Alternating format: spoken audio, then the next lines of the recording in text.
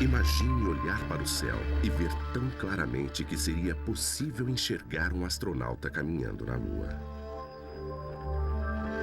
Imagine investigar o começo dos tempos e ver estrelas se formarem diante de seus olhos. Ou buracos negros em galáxias distantes bilhões de anos-luz. Imagine ser capaz de olhar dentro de outros sistemas solares e encontrar planetas parecidos com a Terra que contenham possibilidade de vida.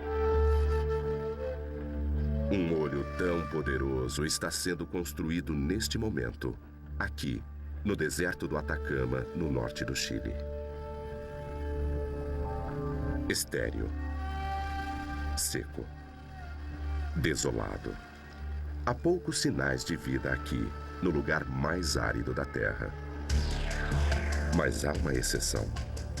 No topo da montanha Paranal ergue-se uma das maiores maravilhas da tecnologia moderna, o VLT, ou Very Large Telescope, ou seja, o telescópio muito grande.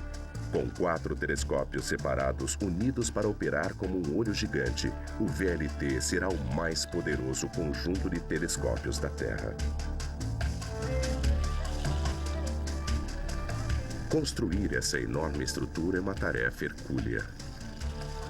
Quando estiver totalmente em operação no ano de 2005, terá exigido os esforços coordenados de mais de 200 cientistas e engenheiros. Terá custado quase $500 bilhão e terá levado quase 20 anos desde sua concepção até sua conclusão. A mais poderosa ferramenta para desvendar os maiores segredos do cosmos. E será nossa janela para o universo. Paranal.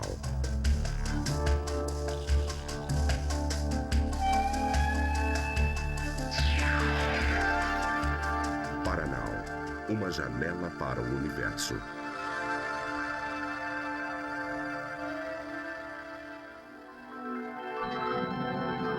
Desde tempos imemoriais vimos olhando para os céus, imaginando de onde viemos e como nosso mundo começou. Civilizações antigas que estudaram os céus milhares de anos atrás construíram observatórios para seguir o movimento das estrelas. Entretanto, não era possível observar o espaço em profundidade. Sem telescópios, nossos ancestrais, incluindo os antigos índios que viveram no deserto do Atacama, no Chile, tinham uma visão diferente do cosmos. Seus céus, antes tranquilos, estáticos, foram substituídos por um universo dinâmico e violento, estendendo-se por mais de 10 bilhões de anos-luz. Modernos telescópios terrestres como o Keck no Havaí e aqueles em órbita no espaço como Hubble estenderam os limites de nossa galáxia ao inimaginável. Esses telescópios nos trazem formações de estrelas energéticas e as explosões cósmicas de supernovas.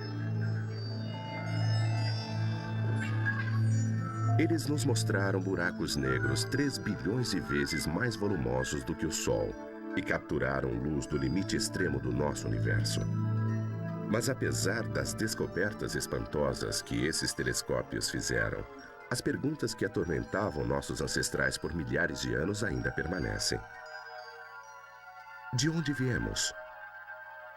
Como tudo começou? É a fascinação da astronomia, naturalmente, a curiosidade de saber como o universo começou, como evoluiu, como se transformou do Big Bang ao universo como conhecemos agora, que é uma das coisas mais interessantes e mais fascinantes da astronomia. Com o advento do VLT, estaremos mais próximos do que nunca das respostas a essas perguntas e da compreensão sobre as origens do nosso universo. Garching, Alemanha, sede da ESO, Observatório do Sul da Europa. Este foi o local de nascimento do VLT. Aqui, 20 anos atrás, um consórcio de países europeus resolveu criar o mais poderoso conjunto de telescópios da Terra. Os astrônomos pensaram, e nós também, que poderíamos fazer um telescópio tão grande como os que os americanos fazem e competir com eles se uníssemos nossas forças. Foi organizada uma conferência exatamente em Genebra, no CERN, e dessa conferência, uma conferência de debate europeia, saiu a ideia de que o próximo passo para a Europa seria um telescópio de 16 metros. 9 nações europeias: Bélgica, Dinamarca, França, Itália, Alemanha, Suécia, Suíça, Portugal e a Holanda uniram suas forças para criar o VLT. Ele foi projetado não apenas com 4 telescópios que podem ser utilizados independentemente, como também juntos. A ESO decidiu construir não um único gigantesco telescópio, mas 4 menores que seriam ligados. Era uma estratégia arriscada, pois mesmo esses telescópios menores iriam alojar os maiores espelhos que existem. O desafio de engenharia seria enorme. Seria o canal do Panamá dos observatórios. Talvez o desafio maior fosse encontrar o local certo, com condições perfeitamente claras para observações astronômicas. Eles resolveram procurar no hemisfério sul. O céu do sul possui objetos interessantes. Antes de tudo, há um centro de nossa galáxia que está exatamente no zênite aqui. A partir do hemisfério sul, os astrônomos têm uma visão extraordinária de nossa galáxia, a Via Láctea. E somente do sul eles conseguem ver 2 galáxias próximas, muito parecidas com a nossa, chamadas de Pequena e Grande Nuvens de Magalhães. Foram necessários 7 anos de procura e extensos testes de local até 1990, quando o local finalmente foi escolhido. Aqui, no norte do Chile, no meio do deserto do Atacama, existe uma montanha chamada Paranal. O Pico Paranal será a sede do VLT. O Chile tem um dos melhores céus astronômicos do mundo. Há regiões como esta do deserto de Atacama. É um deserto que é muito árido e por isso tem poucas nuvens e a umidade que vem do leste não passa.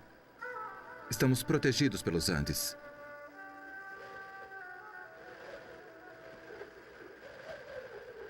Auxiliado pela corrente Humboldt e protegido pela Cordilheira dos Andes, aqui em Paranal não há nuvens, incrivelmente 350 dias por ano. A corrente de Humboldt, que mantém o mar bastante frio, faz com que as nuvens se formem muito perto da superfície do mar. A uns 600 metros, mais ou menos, de altura. E como o observatório está a 2.600 metros, as nuvens sempre estão mais abaixo. As condições extremas do deserto trazem um enorme desafio. Como pode a ESO construir uma das mais avançadas ferramentas da moderna astronomia em um lugar que, literalmente, está no meio do nada? Quando eu cheguei, no início eu tinha somente um problema, que era o de estar só.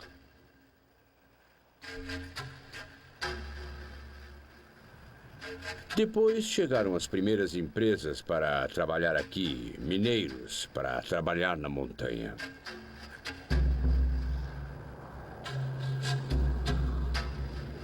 Tínhamos um caminho de acesso que era uma pista para veículos de tração dupla.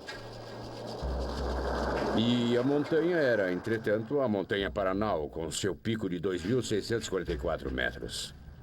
Jörg Eschwey tem a enorme tarefa de levar adiante a construção do VLT. Ele ainda se lembra de sua primeira visita. Quando eu cheguei, eu vi montanhas, deserto, oceano e nada mais. Enfrentando um desafio extraordinário, Eschwey teve uma grande ideia. Recrutou engenheiros chilenos das minas de cobre vizinhas. Eles tinham a habilidade e a experiência para lidar com essas condições duras. Para um engenheiro civil, isso era um desafio. E eu me coloquei por inteiro nesse trabalho. Eu trabalhei muitas horas. Porém, gosto de estar aqui em Paraná e ver o término desse projeto. Cada dia que trabalho aqui, para mim é um dia de satisfação profissional. É um projeto único e isso é o que é interessante aqui.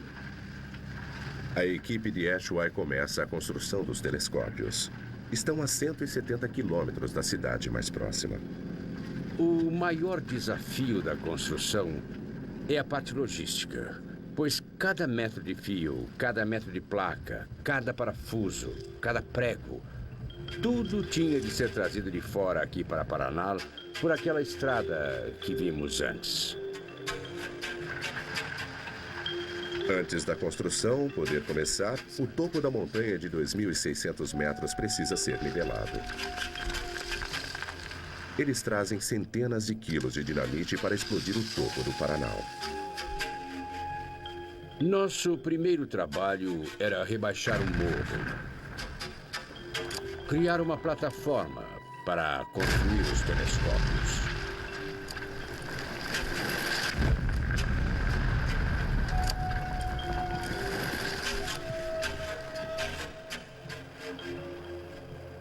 Este era o primeiro trabalho. Foi realizado nos anos de 91, 92 e 93. Em seguida, a instalação da usina de geração de energia elétrica. 490 mil metros cúbicos de pedra, suficientes para encher 2 vezes o Coliseu Romano, foram explodidas e retiradas do pico. Com a plataforma nivelada, os engenheiros começaram a construção dos alicerces que iriam receber os 4 telescópios.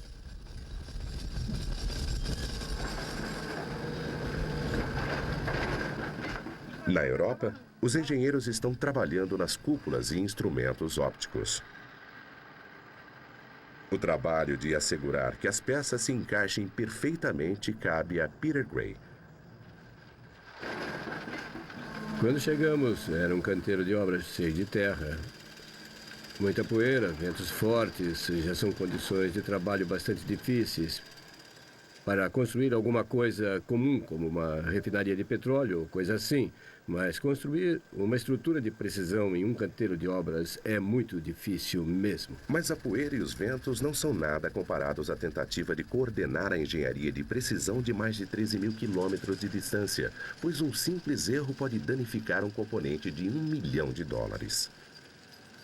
Mas a metade do tempo eu não conseguia sequer uma linha para falar com alguém e nós não tínhamos telefone e afinal acabamos comprando um telefone via satélite. Eu ficava lá fora, ligado ao sistema e assim falava diretamente via satélite com a Europa a um custo enorme. Construir o VLT será como juntar as peças do quebra-cabeças mais complicado e dispendioso do mundo. Cúpulas, espelhos e equipamentos ainda não inventados, tudo terá que se encaixar perfeitamente. Temos de mover uma grande máquina, como um telescópio de 400 ou 500 toneladas, com toda a precisão de um décimo de segundo. E temos de apontar essa máquina para o céu com grande precisão, localizar as estrelas e ter tudo funcionando. Os delicados componentes do telescópio estão sendo fabricados na Europa e nos Estados Unidos. Depois de 10 anos de preparação no Chile, o local está agora basicamente pronto. Mas a parte mais difícil ainda está por vir. Transportar e juntar todas as partes que nos darão uma janela para o universo em um dos mais longínquos lugares da Terra.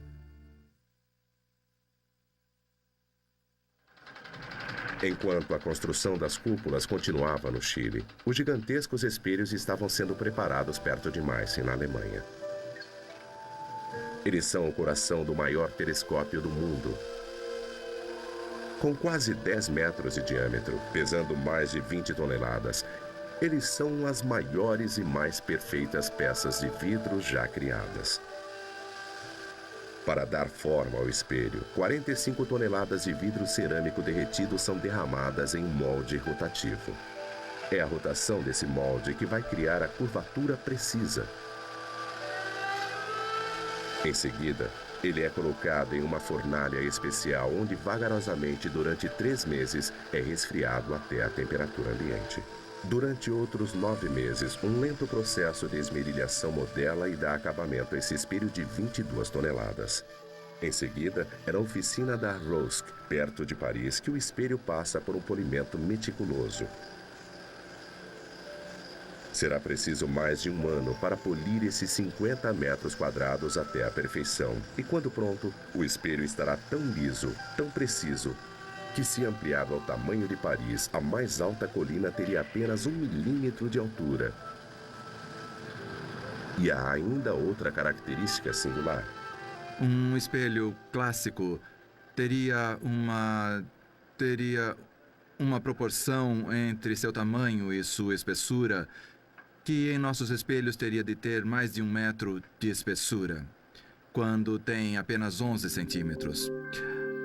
Os espelhos primários do VLT funcionarão como enormes lentes de contato. Sendo finos e flexíveis, cada espelho poderá se curvar para manter o foco perfeito. É um avanço em projeto de telescópio chamado de óptica ativa. Com o auxílio de mais de 150 pistões motorizados em sua parte inferior, o espelho se tornará ajustável. Sua flexibilidade permitirá que ele mantenha o foco perfeito em qualquer objeto celeste. O espelho primário do telescópio é muito fino e pode mudar a sua forma. E através da ótica ativa, o que se consegue fazer é que o espelho mantenha sua forma ideal em qualquer direção para onde o telescópio esteja apontando. Para preservar os finos espelhos de condições adversas, os engenheiros da ESO projetaram cúpulas de proteção. Hoje eles estão fazendo testes em túneis de vento em formas singulares que deverão proteger o telescópio de rajadas de ventos gelados de 170 km por hora. As cúpulas são apenas uma peça desse intrincado quebra-cabeças.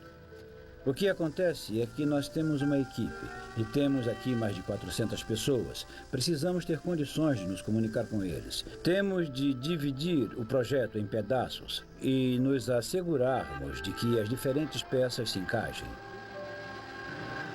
O último dos 4 gigantescos espelhos foi polido à perfeição. Se tudo correr bem, logo irá se juntar aos outros no alto da montanha Paraná.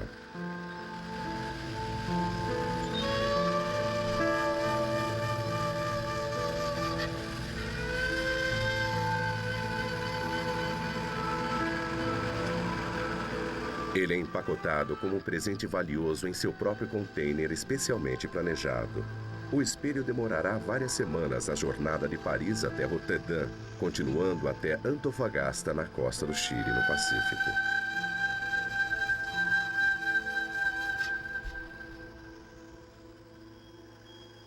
Enquanto o espelho segue para Paranal, os engenheiros no Chile preparam o 4º e último telescópio. Em distante isolamento, eles trabalham dia e noite para que tudo fique pronto para a chegada do espelho.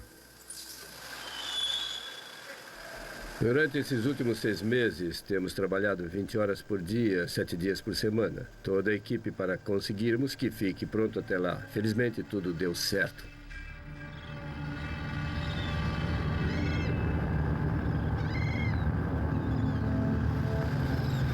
Enquanto o cargueiro cruza o notoriamente difícil Oceano Atlântico, o capitão Buckner precisa cuidadosamente evitar tempestades, ventos e ondas que podem destruir o frágil espelho em um instante. A parte mais difícil da viagem foi encontrar a rota no Atlântico Norte sem ondas, sem tempestade e sem mar agitado. O espelho estava bem protegido, mas o capitão se preocupava que pudesse ser danificado se o navio balançasse muito forte. Por isso, ele escolheu a rota mais segura. Depois de 1 mês e 13 mil quilômetros, o navio chegou sem problemas na costa do Chile.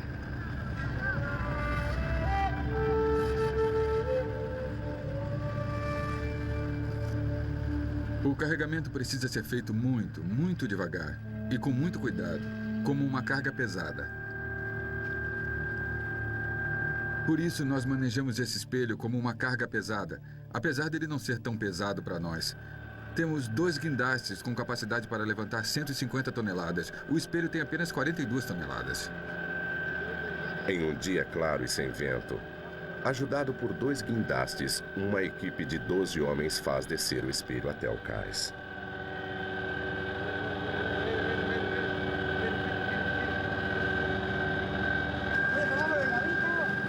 O movimento em falso e 3 anos de trabalho estariam perdidos.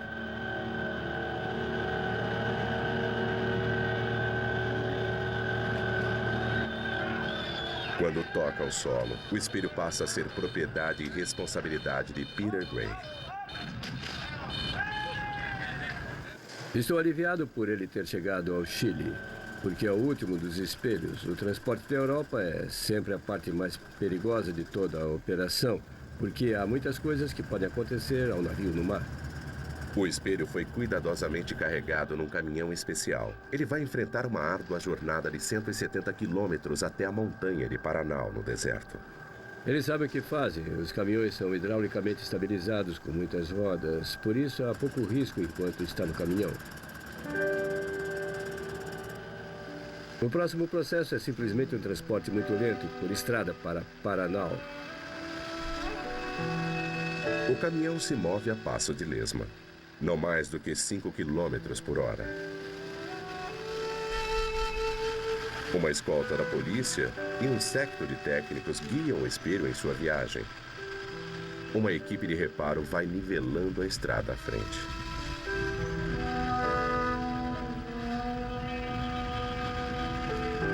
A empresa que faz o transporte, na verdade, contratará várias máquinas niveladoras que irão à frente do caminhão pela estrada, nivelando o caminho gradativamente.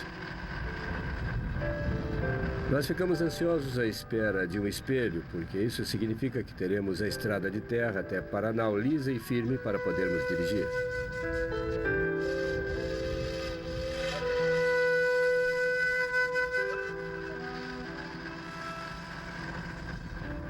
Depois de 2 dias, o espelho finalmente chega à base da montanha, a 3 quilômetros do topo.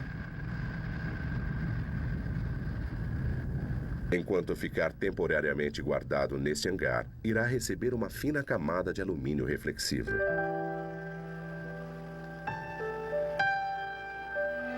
Em agosto de 2000, 3 dos 4 telescópios estão operando. Tudo o que falta para que o VLT esteja completo é a instalação do último espelho. A equipe de Gray prepara o espelho para sua viagem final. A gente precisa deixá-lo desse jeito, no caso de um terremoto, quando transportado.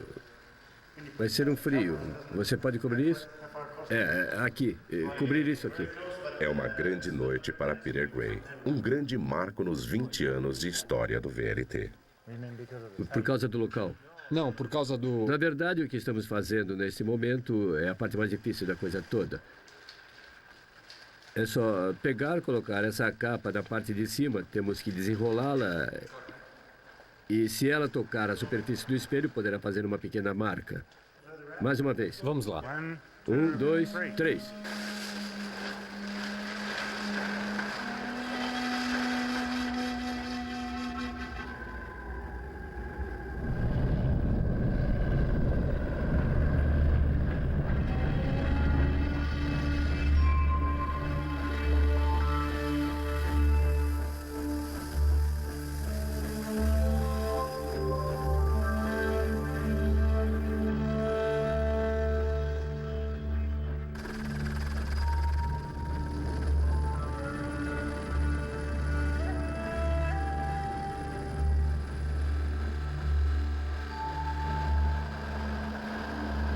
Uma vez pronto para a instalação, eles começam a levá-lo montanha acima.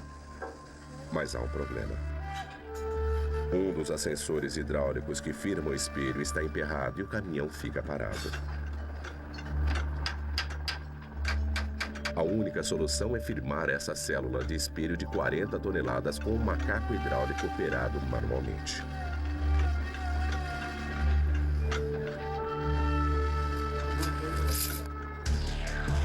Quando está finalmente nivelado, o caminhão inicia novamente sua lenta subida pela montanha. Levará mais de 1 hora para fazer essa viagem final de 3 quilômetros. Peter Gray está preocupado que a transmissão do caminhão quebre ou que os freios falhem. Mas até agora, ele só tenta manter a viagem o mais tranquila possível. Não há margem para erros. Descobrimos que há uma certa frequência natural de balanço para todo o reboque e a uma determinada velocidade, as pequenas oscilações da estrada agravam isso. Com os ventos da montanha se aproximando dos 100 km por hora, Peter Gray teme que a capa de proteção possa se soltar.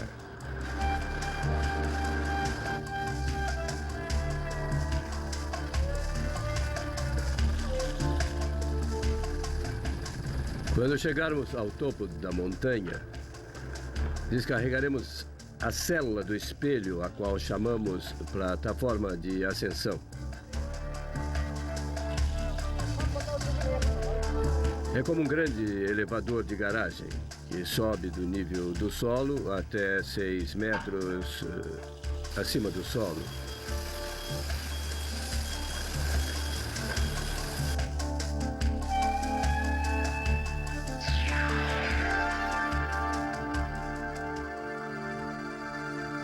Então entra por uma porta até ficar ao lado do telescópio.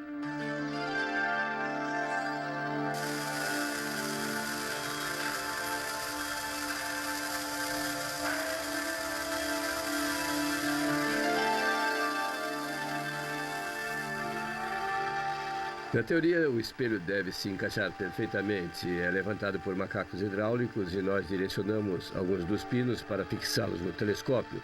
Quando está adequadamente acoplado, nós os prendemos. Em apenas 3 horas, a célula do espelho de 40 toneladas está alinhada e fixada no telescópio. O nosso olho para o universo, o maior conjunto de telescópios da história do homem, está quase completo. Estamos fazendo tudo para que esse telescópio esteja em condições perfeitas.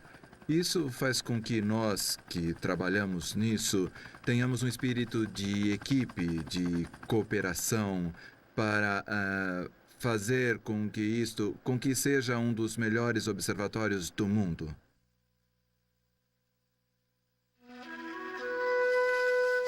Montanha Paranal, onde os ventos do inverno sopram a mais de 170 km por hora. As condições climáticas são sempre as mesmas, sempre ensolarado, céu azul, mas o vento pode vir e estamos sempre com frio. Não há muitos lugares quentes para se trabalhar. Além do rigor do tempo, o VLT precisa também sobreviver aos fortes terremotos que abalam essa região do mundo. Os domos e os telescópios precisam se mover com precisão, em harmonia, para localizar uma estrela durante a noite toda, todas as noites do ano. A cúpula faz parte, em um certo sentido, do próprio telescópio. Então, o telescópio não se move no interior da cúpula, mas simplesmente em uma direção bem definida, o telescópio está montado em um recipiente que pode girar.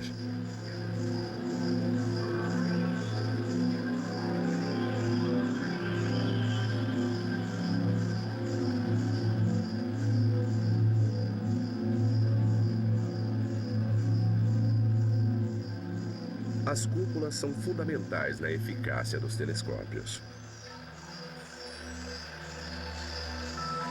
Elas possuem aberturas ajustáveis, assim como persianas, para controlar o fluxo de ar e ajudar a manter uma temperatura constante. Com esse tipo de cúpula, podemos deixar o vento entrar no telescópio e limpar o espelho de todas as bolhas de ar quente que podem se formar sobre o espelho e que são a causa da perda de nitidez das imagens quando passam pela atmosfera. Mas no telescópio muito grande, ou VLT, há mais do que apenas a incrível maquinaria.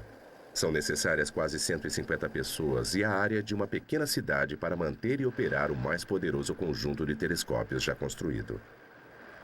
Estamos no meio do nada, assim, a única forma de trazer todos os nossos víveres e Tudo o que precisamos é por caminhão.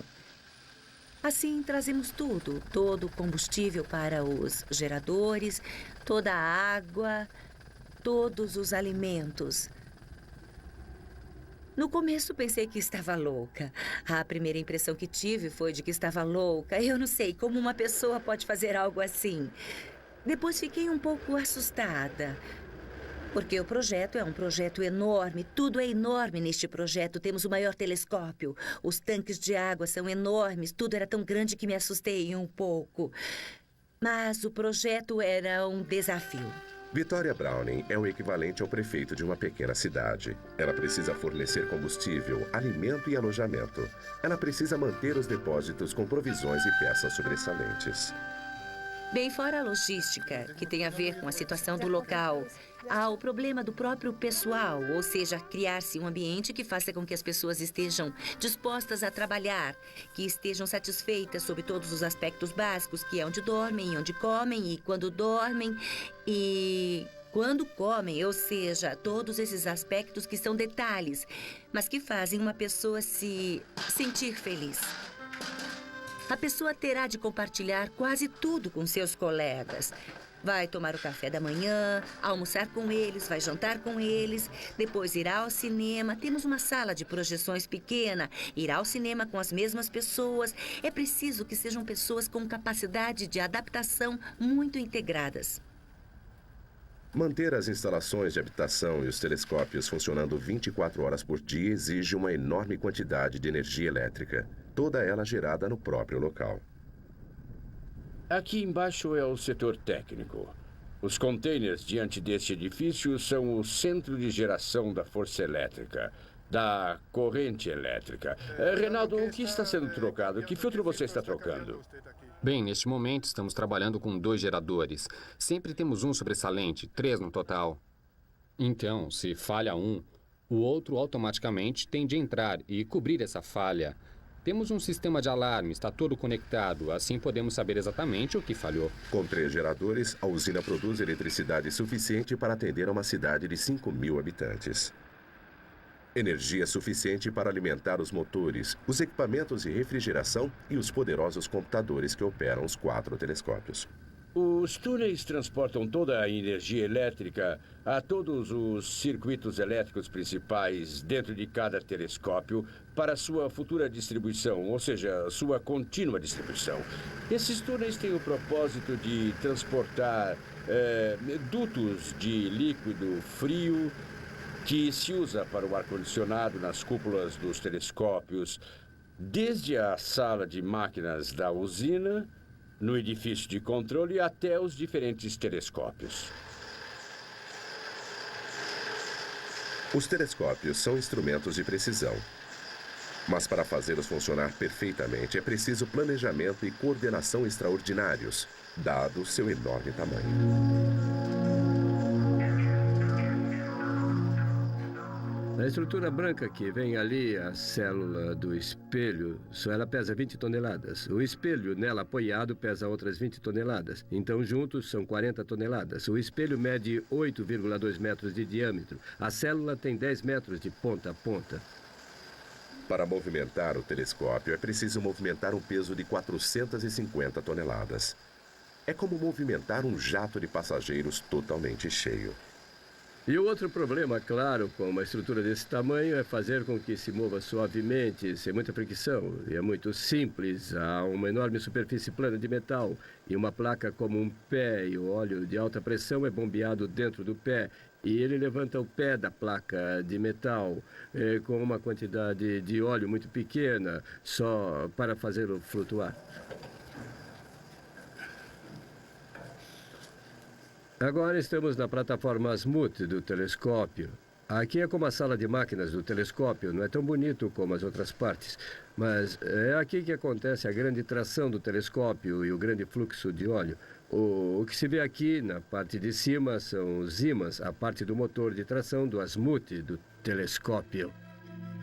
Os ímãs movimentarão os telescópios e os domos suavemente, enquanto o VLT localiza estrelas a milhões de quilômetros de distância. Setembro de 2000. Um mês depois do principal espelho ter sido instalado no telescópio número 4, ele está pronto para seu primeiro voo. A equipe se concentra na nave de controle do telescópio para o teste inaugural. Krista? Sim. Sua sistematização está funcionando porque, apesar do vento forte, a Sim. imagem está bem nítida. Está excelente. Este é um teste importante para Katerine Cesarski, diretora-geral da ESO que veio da Alemanha. O motivo é que nós colocamos o orientador rápido. Eles apontam o telescópio para a constelação nebulosa planetária REM 2-428, distante uns 8.000 anos-luz. Depois de 3 horas de ajustamento preciso, eles conseguem esta imagem. O telescópio número 4 captou sua primeira estrela.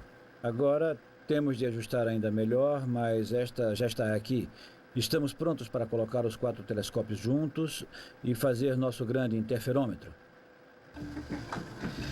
Acho que com essa máquina nós entraremos no domínio do nunca antes visto, principalmente com a interferometria. Ele irá nos permitir um enorme passo na pesquisa de planetas ao redor de estrelas próximas. A equipe saiu da gelada e espremida cabine do telescópio para a sala de controle. Aqui, os cientistas estão ansiosos para comunicar seu sucesso à sede da ESO na Alemanha. Através de uma videoconferência. Este é o início de uma nova era. O VLT, uma nova visão do universo. 4 gigantescos telescópios, o maior conjunto já construído, logo trará um enfoque exato dos mistérios de nosso universo. Pronto? Muito bem, pronto, vai! Trabalhamos com pessoas que são dedicadas ao projeto e elas apreciam isso. O trabalho duro, o trabalho intenso. É um grande prazer trabalhar com vocês. Muito obrigado, muito obrigado. O VLT. 4 telescópios. Cada um é, singularmente, o maior telescópio em existência. Mas sua verdadeira força virá quando todos os 4 estiverem acoplados para usar um avanço tecnológico chamado interferometria. Com a interferometria, a luz captada dos 4 telescópios em separado é encaminhada a um local, criando o equivalente a um único e gigantesco telescópio óptico com uma resolução maior do que a de qualquer outro já construído. Com sua tecnologia avançada, o VLT será 70.000 vezes mais sensível que o primeiro telescópio construído 4 séculos atrás por Galileu. O VLT levará os astrônomos aos confins do universo visível e os ajudará a detectar planetas específicos girando ao redor de estrelas diferentes. Em interferometria, o que se faz é interferir na luz, aproveitando a natureza ondulante da luz, que provoca a interferência um pouco como o que acontece quando jogamos 2 pedras em um lago e as ondas interferem entre si, criando áreas de picos ou de vales. Somente em 2005 será possível colocar em funcionamento os complicados hardwares e softwares que irão unir os 4 telescópios, mas os cientistas já estão clamando pelo uso do VLT. O astrônomo chileno Luiz Barreira foi selecionado para estudar tênues objetos celestes perto de Netuno. Como astrônomo chileno, uma das coisas mais importantes é que o céu que temos neste lugar é espetacular. É uma janela que temos para o universo. Com certeza, porque é uma coisa Com bem o tempo diferente. do telescópio sendo disputado, ele é um dos felizes pretendentes a estudar em Paraná. Aqui temos de postular, como qualquer astrônomo, certo? E somos selecionados junto com os projetos para poder trabalhar aqui. O tempo de observação para ficar em Paraná depende do escopo e do peso do projeto. Outros astrônomos estão aqui para estudar uma série de fenômenos, desde a formação de estrelas e planetas até o Big Bang. Eles esperam que o VLT venha a revolucionar nossa visão do cosmos, exatamente como os telescópios anteriores fizeram uma geração atrás.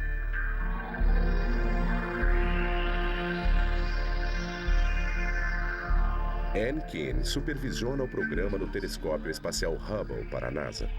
15 anos atrás, ninguém teria condições de falar a respeito de uma galáxia a 5 bilhões de anos-luz de distância. E agora, com a combinação do Hubble e dos telescópios em Terra, as pessoas têm um conhecimento considerável da formação das estrelas nessas galáxias. O telescópio espacial Hubble é talvez o telescópio mais famoso. Lançado em 1990, ele orbita a 600 quilômetros acima da Terra e fornece uma visão dos céus livre de interferência atmosférica. Mas por estar localizado no espaço, sua manutenção é dispendiosa e as missões de conserto são perigosas. Está conseguindo uma boa visão agora? Temos uma bela imagem, Jeff. Alô, Houston, vamos consertar essa coisa. Entendido. Movimente fora do sol, um pouquinho. Temos um bom teste de alinhamento. Excelente. Mais importante, seus espelhos são pequenos. Medindo 2,5 metros de diâmetro, seu espelho primário é apenas 1/3 do tamanho de apenas um dos telescópios do VLT. Para se entender realmente o que se vê, precisa-se de um espectro de alguma coisa. Precisamos pegar essa luz e dividi-la em todas as suas cores. É preciso um olho muito grande para se ter condições de fazer isso. E não se pode fazer isso com Hubble porque ele não tem área de captação suficiente. Dada a sua maior capacidade de captação, o VLT conseguirá imagens 50 vezes mais bem definidas do que o Hubble. Essencialmente, ele irá agir como uma lupa, trazendo para o campo de visão pequenos objetos celestes não visíveis através de outros telescópios. Sua resolução será tão elevada que da Terra será possível ler o logo da NASA no Hubble, enquanto orbita pelo espaço. Na verdade, o Hubble já está sendo utilizado como uma ferramenta de varredura para ajudar a encontrar projetos interessantes para o VLT. Acho que haverá muita cooperação científica entre o VLT e o Hubble, quando se poderá fazer a imagem exploratória pelo Hubble e, então, fazer a análise mais profunda e astrofísica com o VLT.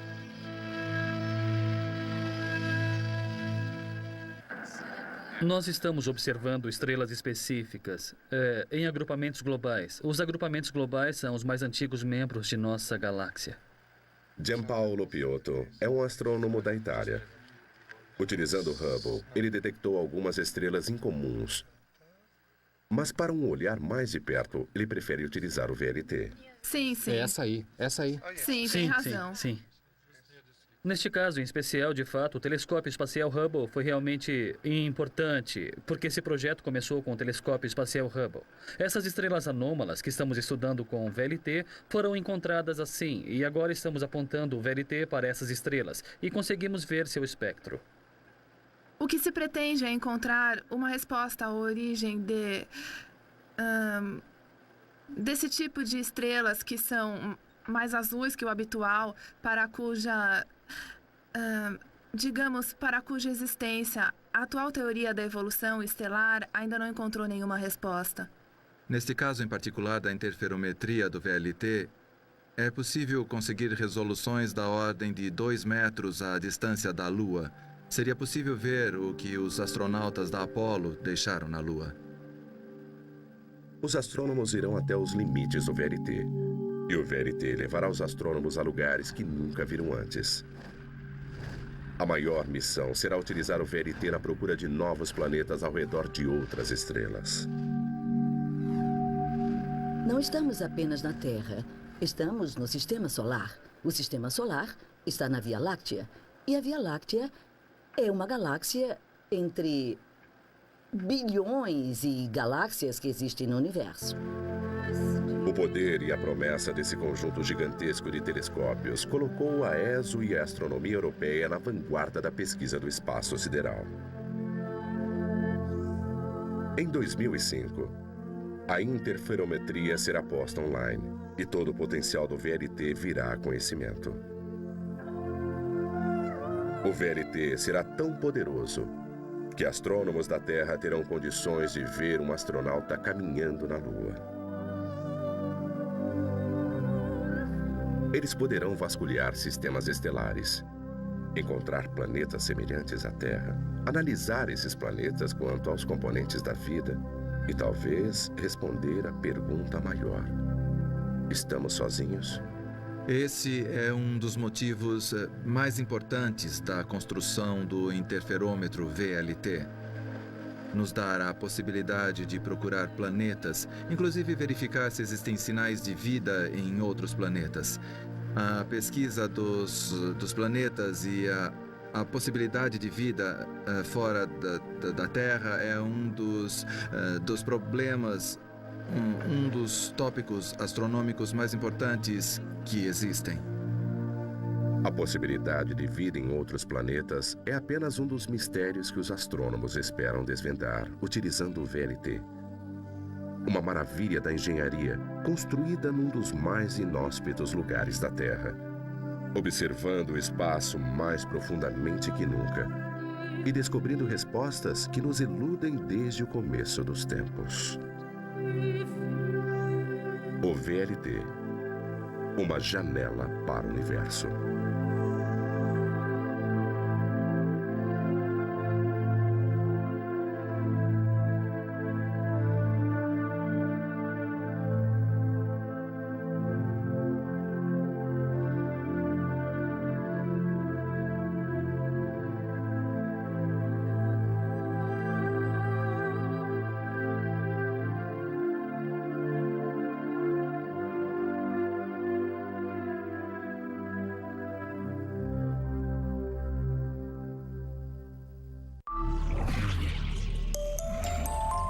Sala de máquinas da usina, no edifício de controle e até os diferentes telescópios.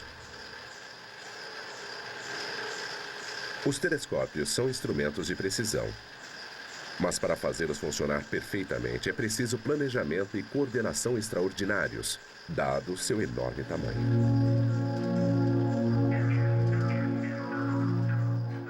A estrutura branca que vem ali, a célula do espelho, só ela pesa 20 toneladas. O espelho nela apoiado pesa outras 20 toneladas. Então, juntos, são 40 toneladas. O espelho mede 8,2 metros de diâmetro. A célula tem 10 metros de ponta a ponta. Para movimentar o telescópio, é preciso movimentar um peso de 450 toneladas. É como movimentar um jato de passageiros totalmente cheio.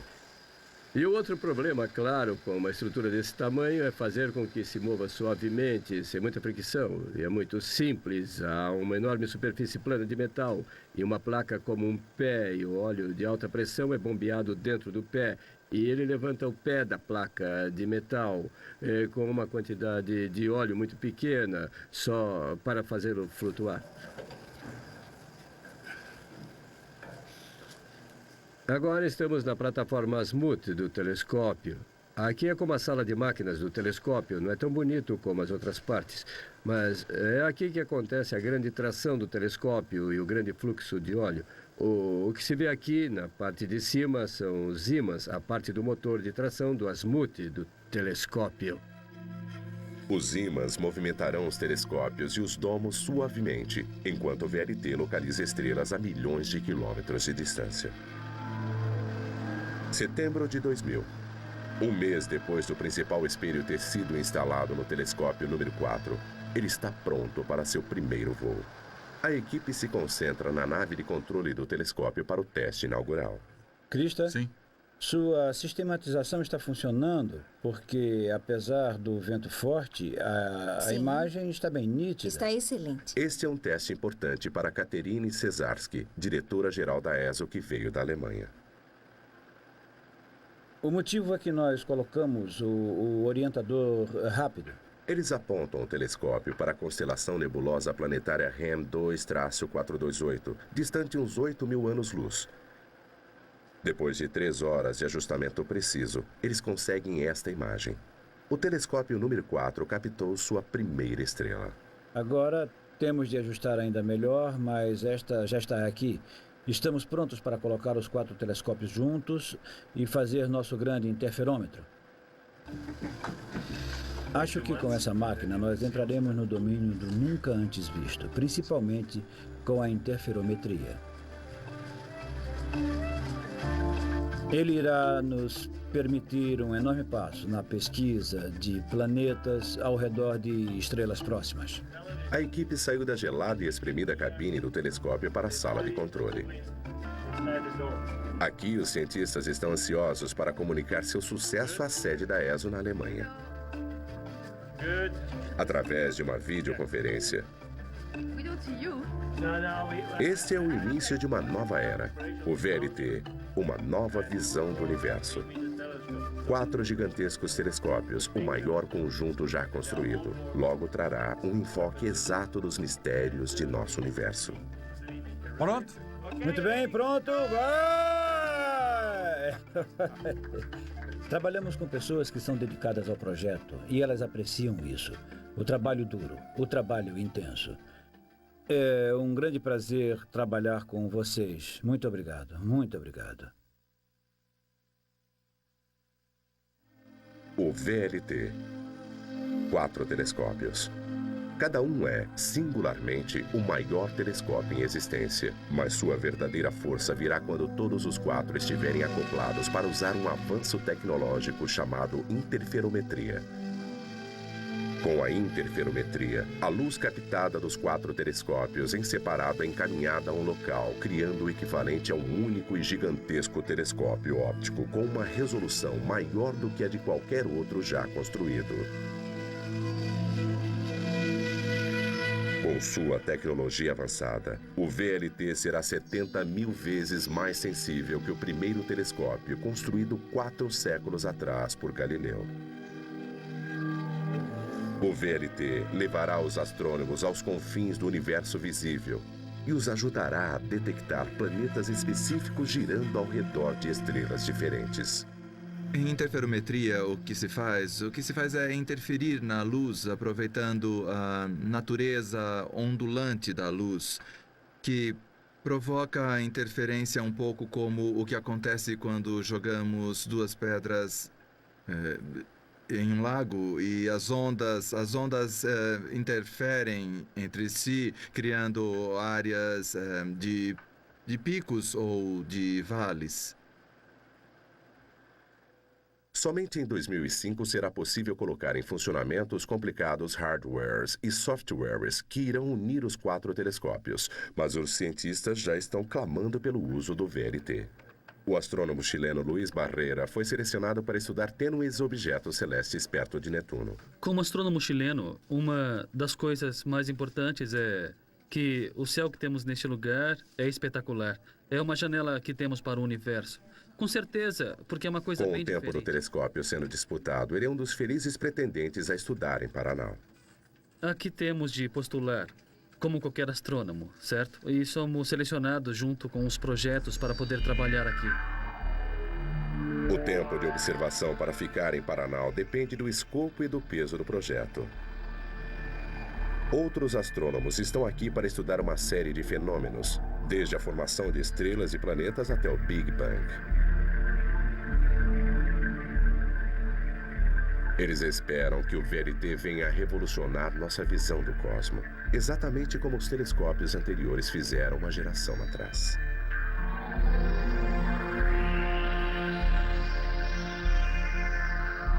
Ann Keane supervisiona o programa do telescópio espacial Hubble para a NASA. 15 anos atrás, ninguém teria condições de falar a respeito de uma galáxia a 5 bilhões de anos-luz de distância. E agora, com a combinação do Hubble e dos telescópios em Terra, as pessoas têm um conhecimento considerável da formação das estrelas nessas galáxias. O telescópio espacial Hubble é talvez o telescópio mais famoso. Lançado em 1990, ele orbita a 600 quilômetros acima da Terra e fornece uma visão dos céus livre de interferência atmosférica. Mas por estar localizado no espaço, sua manutenção é dispendiosa e as missões de conserto são perigosas. Está conseguindo uma boa visão agora? Temos uma bela imagem, Jeff. Alô, Houston, vamos consertar essa coisa. Entendido. Movimente fora do sol, um pouquinho. Temos um bom teste de alinhamento. Excelente. Mais importante, seus espelhos são pequenos. Medindo 2,5 metros de diâmetro, seu espelho primário é apenas 1/3 do tamanho de aplica. A solução é firmar essa célula de espelho de 40 toneladas com um macaco hidráulico operado manualmente.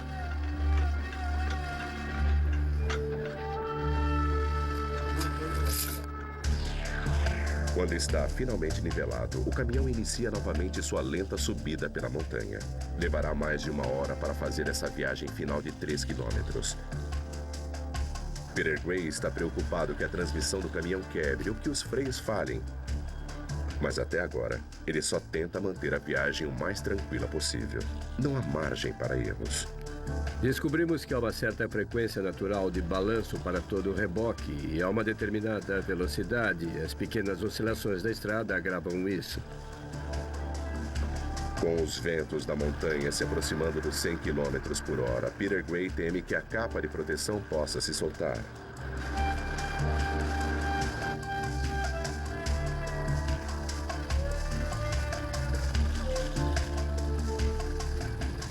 Quando chegarmos ao topo da montanha, descarregaremos a célula do espelho, a qual chamamos plataforma de ascensão. É como um grande elevador de garagem, que sobe do nível do solo até 6 metros acima do solo.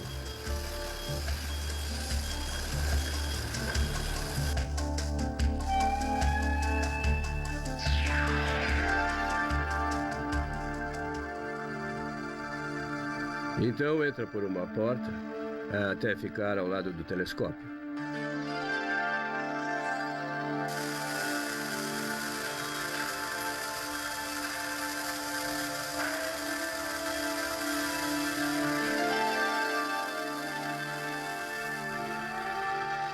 Na teoria, o espelho deve se encaixar perfeitamente. É levantado por macacos hidráulicos e nós direcionamos alguns dos pinos para fixá-los no telescópio. Quando está adequadamente acoplado, nós os prendemos. Em apenas 3 horas, a célula do espelho de 40 toneladas está alinhada e fixada no telescópio. O nosso olho para o universo, o maior conjunto de telescópios da história do homem, está quase completo. Estamos fazendo tudo para que esse telescópio esteja em condições perfeitas. Isso faz com que nós, que trabalhamos nisso, tenhamos um espírito de equipe, de cooperação, para fazer com que seja um dos melhores observatórios do mundo.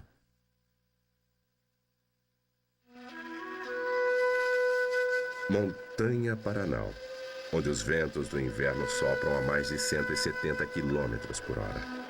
As condições climáticas são sempre as mesmas, sempre ensolarado, céu azul, mas o vento pode vir e estamos sempre com frio. Não há muitos lugares quentes para se trabalhar. Além do rigor do tempo, o VLT precisa também sobreviver aos fortes terremotos que abalam essa região do mundo.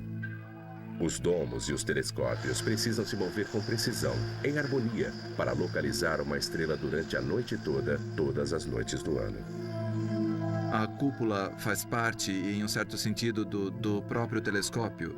Então, o telescópio não se move no interior da cúpula, mas simplesmente em uma direção bem definida, o telescópio está montado em um recipiente que pode girar.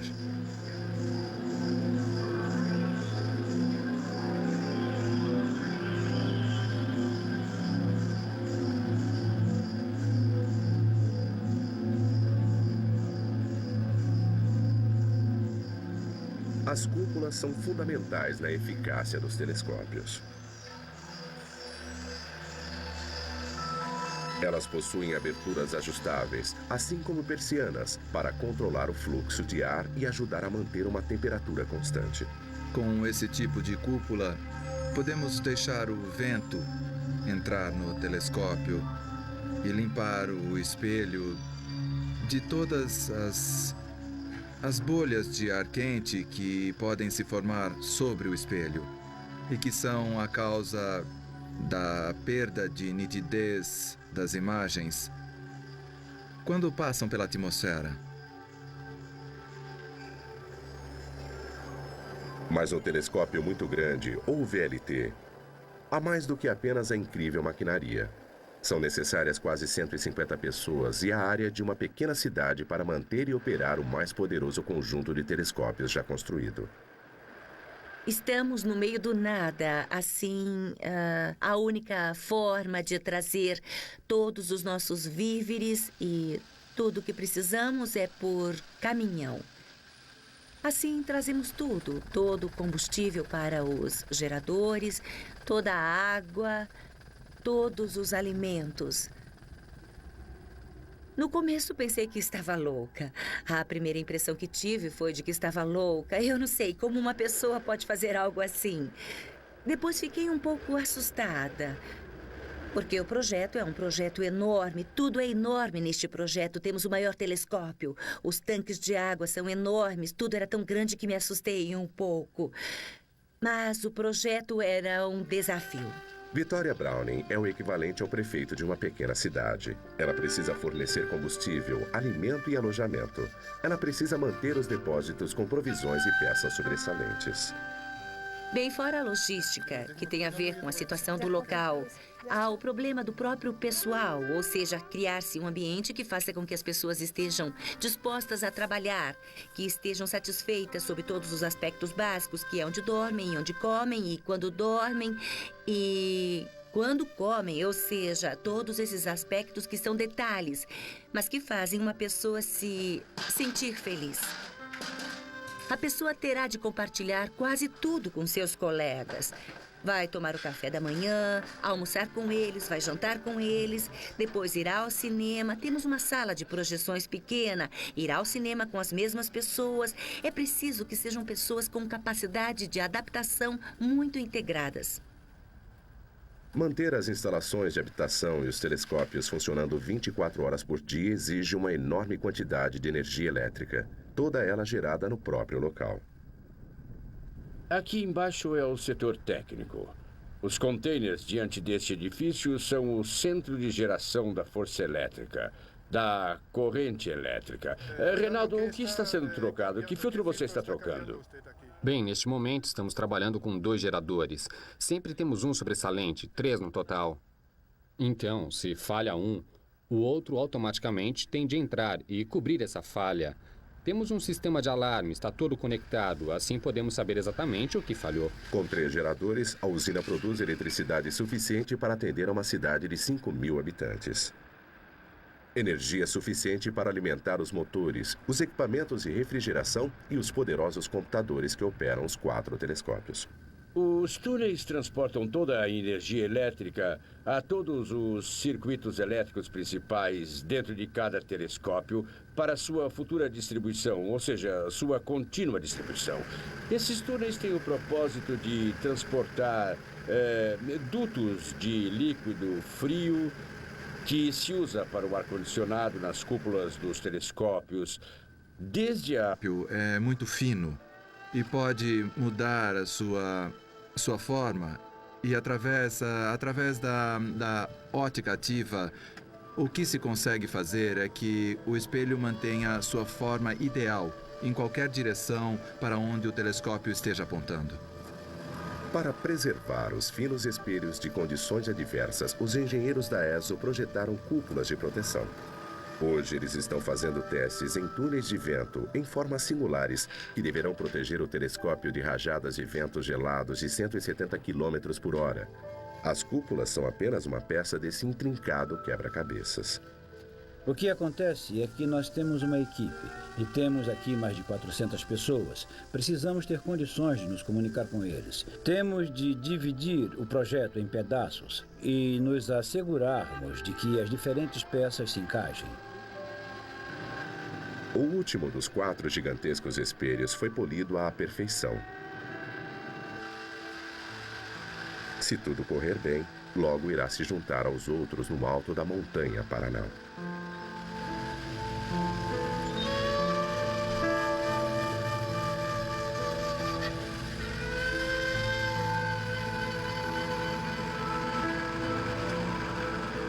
Ele é empacotado como um presente valioso em seu próprio container especialmente planejado. O espelho demorará várias semanas na jornada de Paris até Roterdã, continuando até Antofagasta, na costa do Chile, no Pacífico.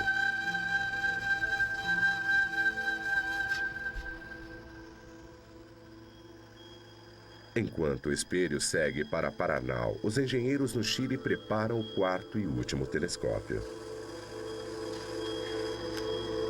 Em distante isolamento, eles trabalham dia e noite para que tudo fique pronto para a chegada do espelho. Durante esses últimos 6 meses, temos trabalhado 20 horas por dia, 7 dias por semana. Toda a equipe para conseguirmos que fique pronto até lá. Felizmente, tudo deu certo.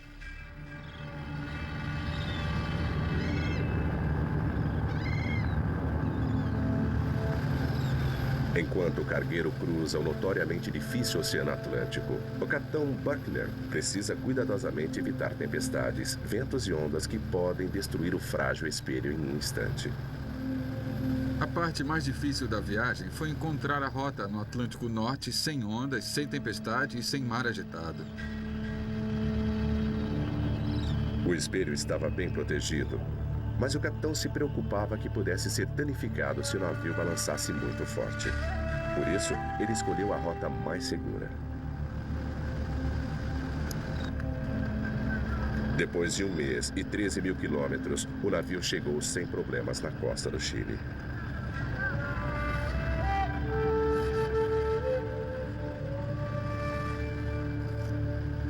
O carregamento precisa ser feito muito, muito devagar e com muito cuidado, como uma carga pesada. Por isso, nós manejamos esse espelho como uma carga pesada, apesar dele não ser tão pesado para nós.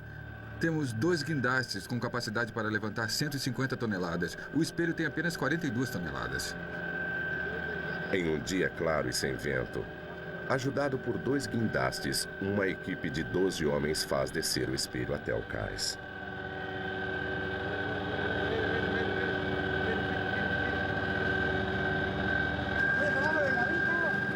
Um movimento em falso e 3 anos de trabalho estariam perdidos.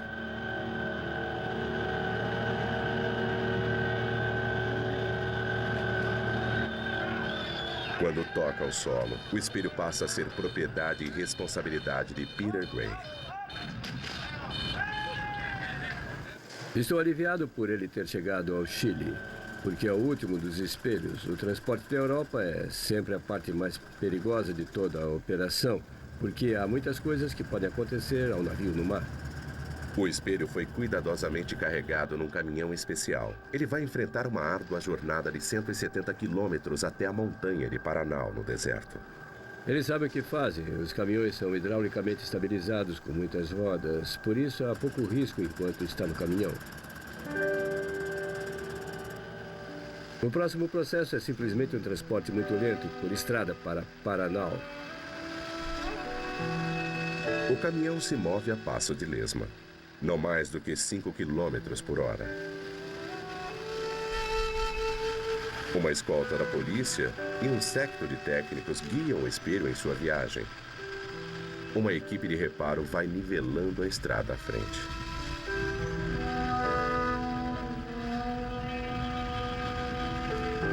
A empresa que faz o transporte, na verdade, contratará várias máquinas niveladoras que irão à frente do caminhão pela estrada, nivelando o caminho gradativamente. Nós ficamos ansiosos à espera de um espelho, porque isso significa que teremos a estrada de terra até Paranal lisa e firme para podermos dirigir.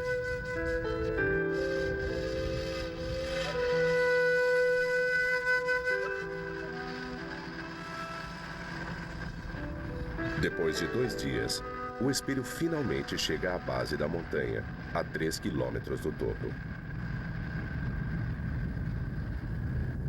Enquanto ficar temporariamente guardado neste hangar, irá receber uma fina camada de alumínio reflexivo.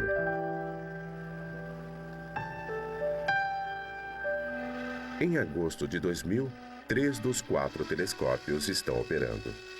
Tudo o que falta para que o VRT esteja completo é a instalação do último espelho. A equipe de Gray prepara o espelho para sua viagem final. A gente precisa deixá-lo desse jeito, no caso de um terremoto, quando transportado. Vai ser um frio. Você pode cobrir isso? Aqui. Cobrir isso aqui. É uma grande noite para Peter Gray. Um grande marco nos 20 anos de história do VLT. Por causa do local? Não, por causa do... Na verdade, o que estamos fazendo nesse momento é a parte mais difícil da coisa toda. É só pegar, colocar essa capa da parte de cima, temos que desenrolá-la. E se ela tocar a superfície do espelho, poderá fazer uma pequena marca. Mais uma vez. Vamos lá. 1, 2, 3.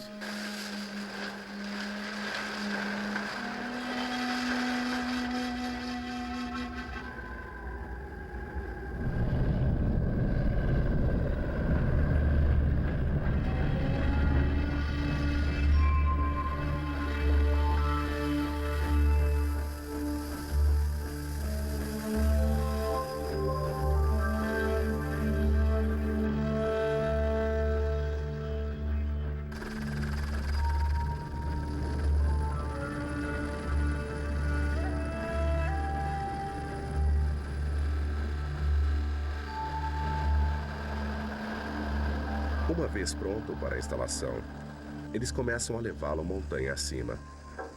Mas há um problema. Um dos ascensores hidráulicos que firmam o espelho está emperrado e o caminhão fica parado.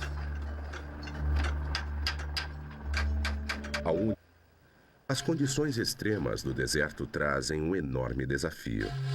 Como pode a ESO construir uma das mais avançadas ferramentas da moderna astronomia em um lugar que, literalmente, está no meio do nada?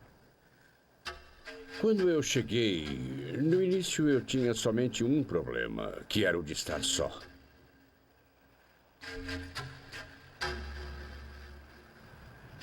Depois chegaram as primeiras empresas para trabalhar aqui, mineiros, para trabalhar na montanha.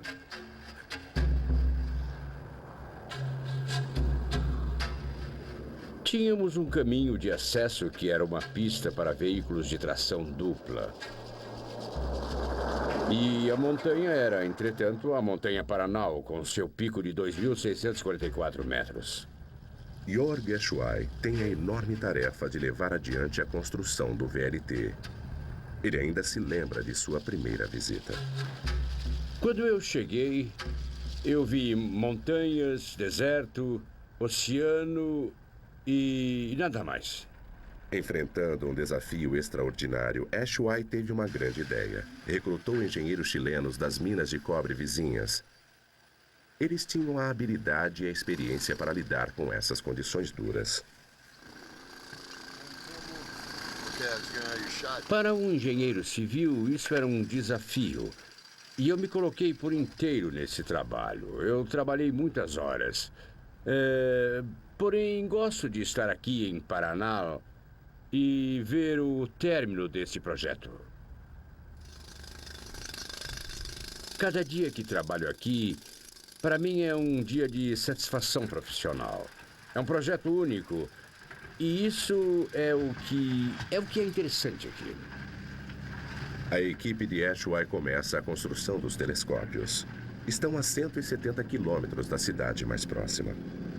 O maior desafio da construção é a parte logística, pois cada metro de fio, cada metro de placa, cada parafuso, cada prego, tudo tinha de ser trazido de fora aqui para Paraná por aquela estrada que vimos antes. Antes da construção poder começar, o topo da montanha de 2.600 metros precisa ser nivelado. Eles trazem centenas de quilos de dinamite para explodir o topo do Paraná. Nosso primeiro trabalho era rebaixar um morro. Criar uma plataforma para construir os telescópios.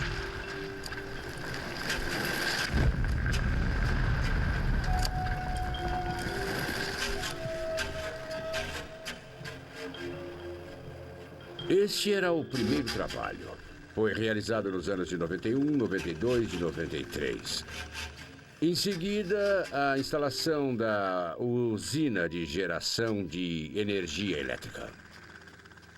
490 mil metros cúbicos de pedra, suficientes para encher 2 vezes o Coliseu Romano, foram explodidas e retiradas do pico. Com a plataforma nivelada, os engenheiros começaram a construção dos alicerces que iriam receber os 4 telescópios.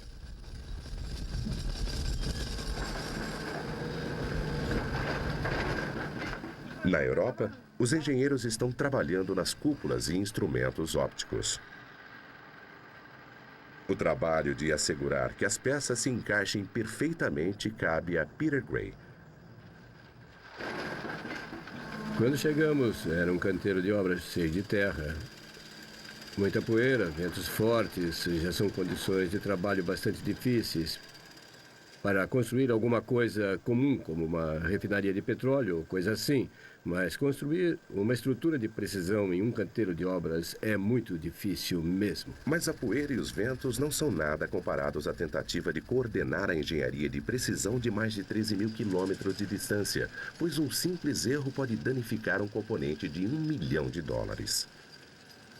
Mas a metade do tempo eu não conseguia sequer uma linha para falar com alguém e nós não tínhamos telefone e afinal acabamos comprando um telefone via satélite. Eu ficava lá fora, ligado ao sistema e assim falava diretamente via satélite com a Europa a um custo enorme.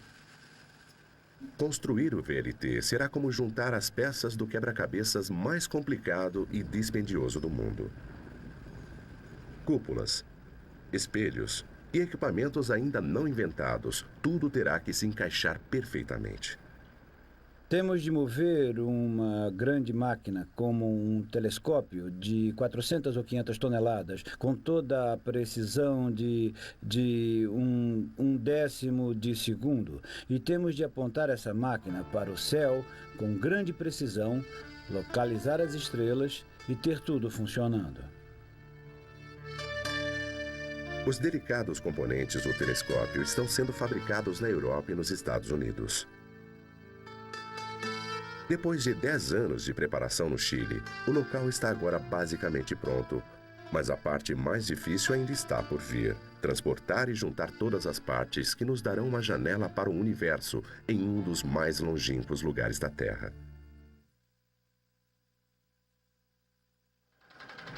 Enquanto a construção das cúpulas continuava no Chile, os gigantescos espelhos estavam sendo preparados perto de Meissen, na Alemanha.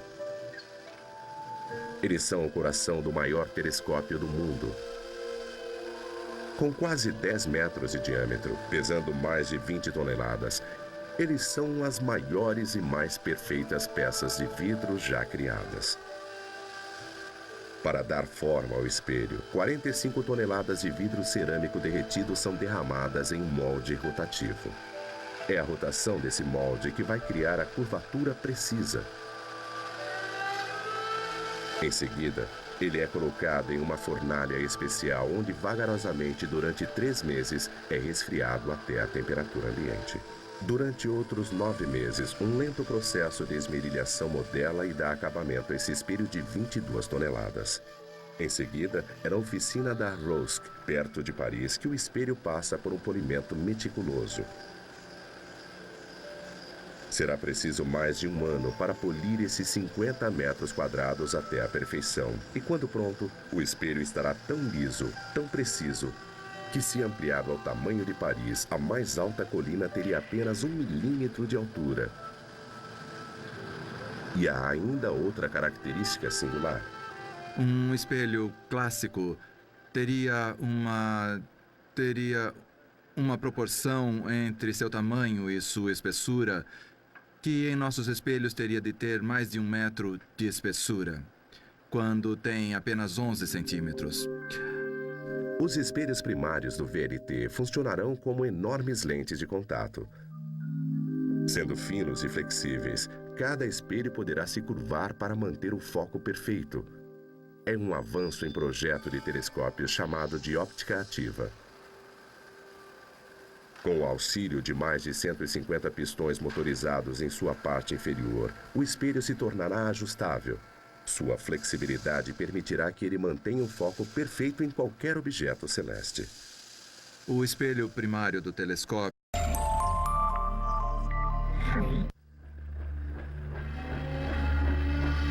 Imagine olhar para o céu e ver tão claramente que seria possível enxergar um astronauta caminhando na Lua. Imagine investigar o começo dos tempos e ver estrelas se formarem diante de seus olhos. Ou buracos negros em galáxias distantes bilhões de anos-luz.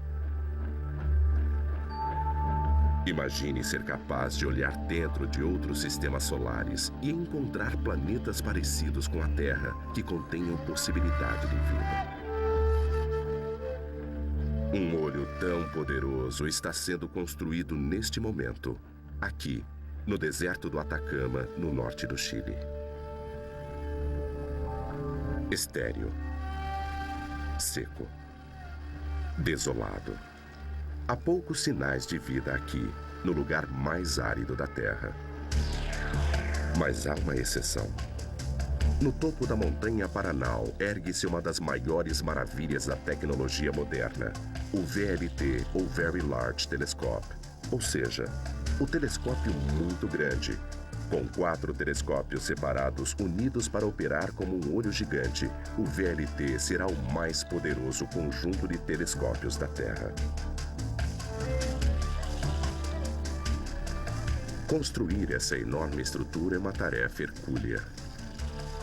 Quando estiver totalmente em operação no ano de 2005, terá exigido os esforços coordenados de mais de 200 cientistas e engenheiros. Terá custado quase $500 bilhão e terá levado quase 20 anos desde sua concepção até sua conclusão. A mais poderosa ferramenta para desvendar os maiores segredos do cosmos. E será nossa janela para o universo. Paranal.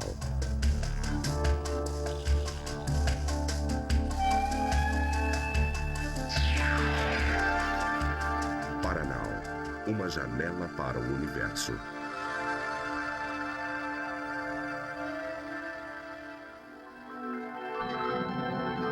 Desde tempos imemoriais vimos olhando para os céus, imaginando de onde viemos e como o nosso mundo começou. Civilizações antigas que estudaram os céus milhares de anos atrás construíram observatórios para seguir o movimento das estrelas.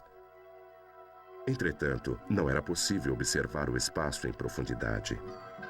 Sem telescópios, nossos ancestrais, incluindo os antigos índios que viveram no deserto do Atacama, no Chile, tinham uma visão diferente do cosmos. Seus céus, antes tranquilos, estáticos, foram substituídos por um universo dinâmico e violento, estendendo-se por mais de 10 bilhões de anos-luz. Modernos telescópios terrestres como o Keck no Havaí e aqueles em órbita no espaço como Hubble estenderam os limites de nossa galáxia ao inimaginável. Esses telescópios nos trazem informações de estrelas energéticas e as explosões cósmicas de supernovas.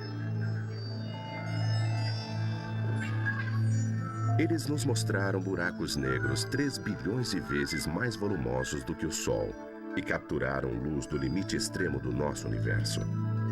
Mas apesar das descobertas espantosas que esses telescópios fizeram, as perguntas que atormentavam nossos ancestrais por milhares de anos ainda permanecem. De onde viemos? Como tudo começou? É a fascinação da astronomia, naturalmente, a curiosidade de saber como o universo começou, como evoluiu, como se transformou do Big Bang ao universo como conhecemos agora, que é uma das coisas mais interessantes e mais fascinantes da astronomia.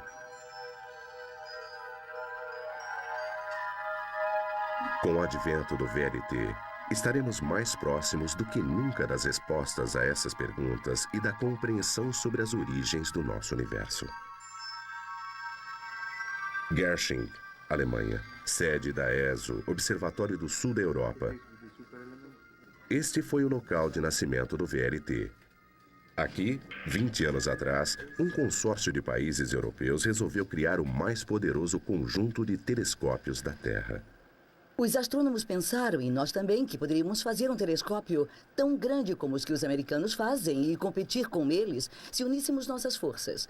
Foi organizada uma conferência exatamente em Genebra, no CERN, e dessa conferência, uma conferência de debate europeia, saiu a ideia de que o próximo passo para a Europa seria um telescópio de 16 metros. 9 nações europeias: Bélgica, Dinamarca, França, Itália, Alemanha, Suécia, Suíça, Portugal e a Holanda uniram suas forças para criar o VLT. Ele foi projetado não apenas com 4 telescópios que podem ser utilizados independentemente, como também juntos. A ESO decidiu construir não um único gigantesco telescópio, mas 4 menores que seriam ligados. Era uma estratégia arriscada, pois mesmo esses telescópios menores iriam alojar os maiores espelhos que existem. O desafio de engenharia seria enorme. Seria o canal do Panamá dos observatórios. Talvez o desafio maior fosse encontrar o local certo, com condições perfeitamente claras para observações astronômicas. Eles resolveram procurar no hemisfério sul. O céu do sul possui objetos interessantes. Antes de tudo, há um centro de nossa galáxia que está exatamente no zênite aqui. A partir do hemisfério sul, os astrônomos têm uma visão extraordinária de nossa galáxia, a Via Láctea. E somente do sul eles conseguem ver 2 galáxias próximas, muito parecidas com a nossa, chamadas de Pequena e Grande Nuvens de Magalhães. Foram necessários 7 anos de procura e extensos testes de local até 1990, quando o local finalmente foi escolhido. Aqui, no norte do Chile, no meio do deserto do Atacama, existe uma montanha chamada Paranal. O Pico Paranal será a sede do VLT. O Chile tem um dos melhores céus astronômicos do mundo. Há regiões como esta do deserto de Atacama. É um deserto que é muito árido e por isso tem poucas nuvens e a umidade que vem do leste não passa. Estamos protegidos pelos Andes.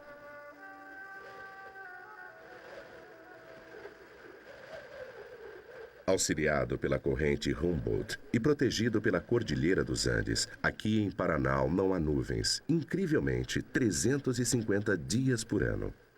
A corrente de Humboldt, que mantém o mar bastante frio, faz com que as nuvens se formem muito perto da superfície do mar.